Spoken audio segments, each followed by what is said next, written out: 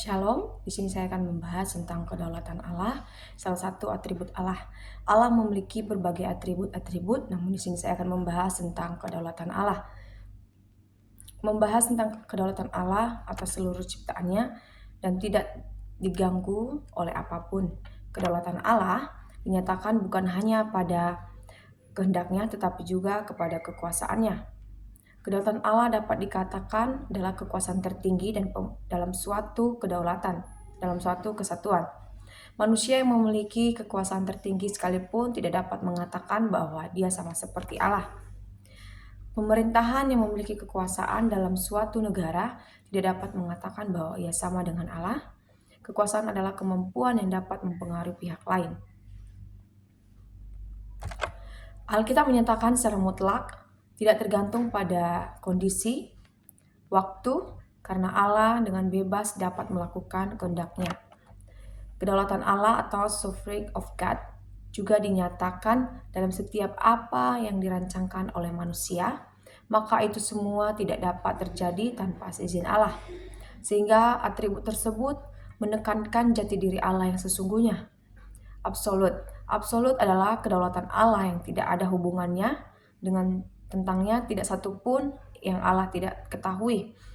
Allah yang berdaulat, penuh rahmat, kasih sayang, dan juga belas kasihan. Alkitab menjelaskan sebagai keseimbangan yang dijelaskan secara detail tanpa adanya pertentangan. Definisi kedaulatan Allah, kata kedaulatan berasal daripada daulat yang memiliki arti kekuasaan atau pemerintahan. Kedaulatan Allah sangat ditekankan dalam Alkitab, di mana Allah berdaulat atas seluruh ciptaannya sesuai dengan kehendaknya. Hubungan dengan pencipta melalui karya yaitu langit dan bumi, segala sesuatu adalah miliknya.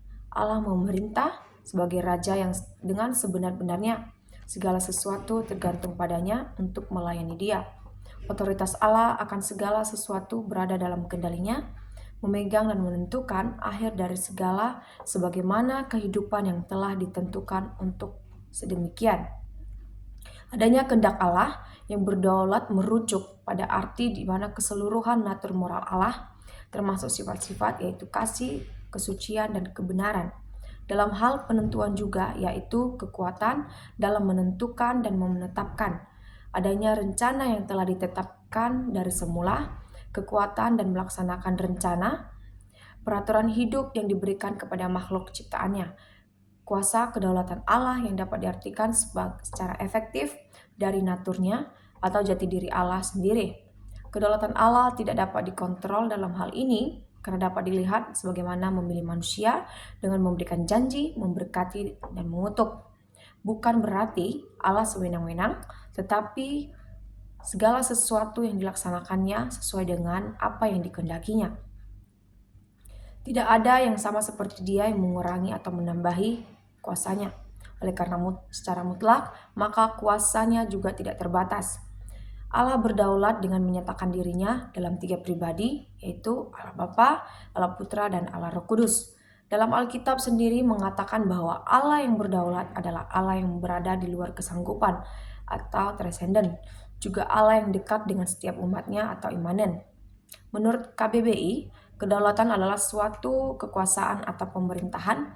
Dalam Alkitab sendiri sangat jelas digambarkan bagaimana kekuasaan Allah yang dinyatakan dalam proses penciptaan, pengaturan, pengawasan, dan juga pemeliharaannya terhadap seluruh ciptaannya. Kedaulatan Allah dalam PB dan PL, kedaulatan Allah erat kaitannya dengan segala peraturan serta pengawasannya secara mutlak atas seluruh ciptaannya.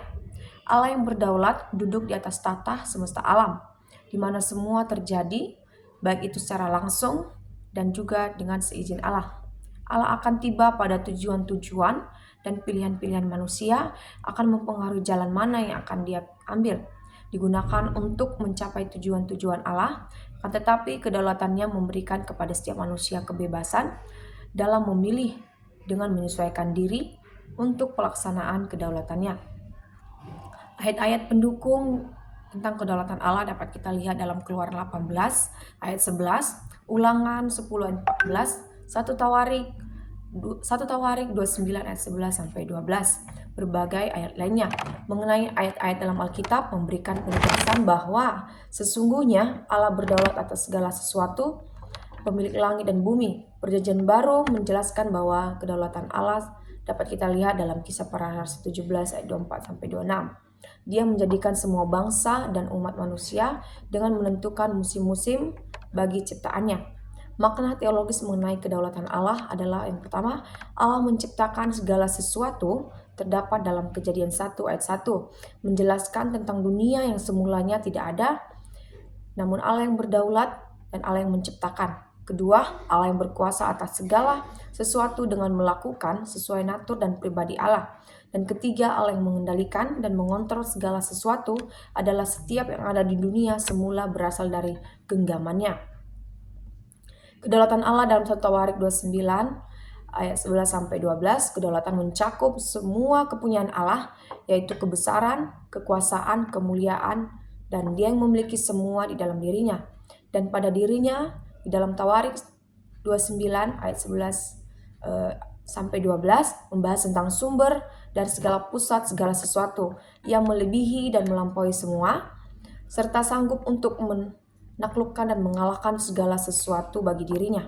Allah adalah sumber kekayaan, dan hal itu yang membuat semua termasuk makhluk hidup harus mempersembahkan kehidupannya kepada Allah.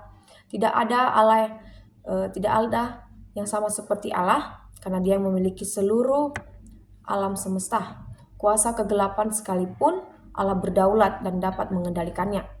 Dalam kedaulatannya, karena telah dikasihi, maka Allah telah mengasihi kita